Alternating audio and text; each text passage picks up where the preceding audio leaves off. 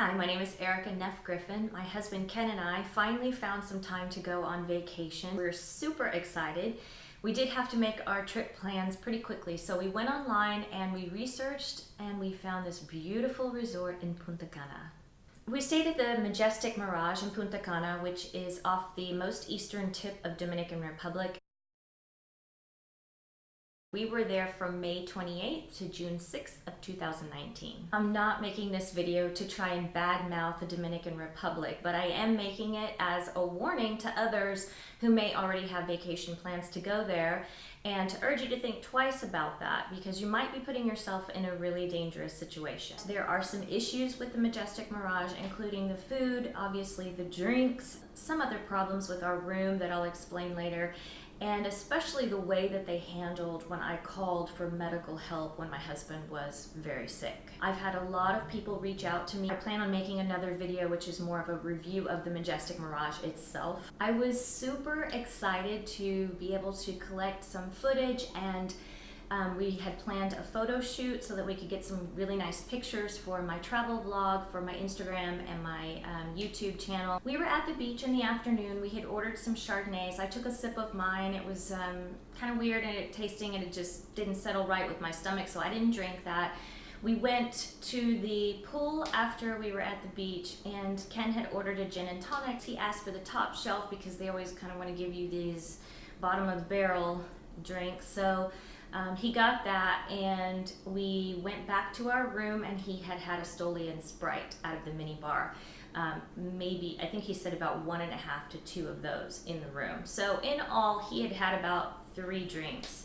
Thank goodness he didn't have any more. He wasn't feeling very well towards the end of the photo shoot, so we stopped by the lounge and we got a sandwich for him, which wasn't on ice, and we were a little concerned that later on when he started to get very sick that may have been food poisoning.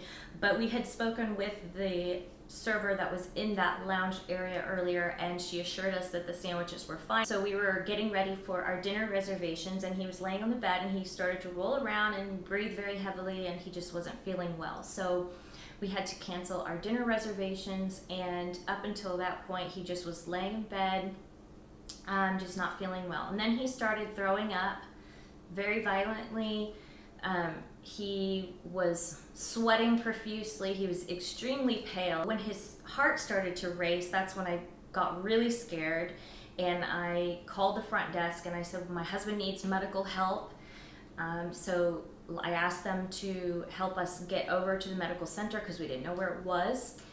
The guy on the phone didn't seem to be very helpful with that. I was like, please send someone, because we had this report earlier while we were staying there that this woman was assaulted, so I didn't feel quite safe going in the middle of the night. By this time it was like 1:30 in the morning, and he was already really super sick and looked like he was about to collapse. So we asked for some assistance, which they did not send. We went to the front buffet where we were supposed to meet this person, so no one was there, so we just had to go and look for this medical clinic. There was no one there, and I was ringing the bell and no one showed up, so we had to walk all the way back to the front desk of the Mirage and ask again for them to call the medical help. It was a really long time before they actually treated my husband. He had to be on an IV drip, and I had asked them because he was complaining about heart racing, and his heart was beating super fast, and we thought it might have been a heart attack, so we asked them to check his heart, which they never did. They don't react quickly enough, so that was my main issue with the way that was handled. He was just extremely ill. It was something he either drank or ate.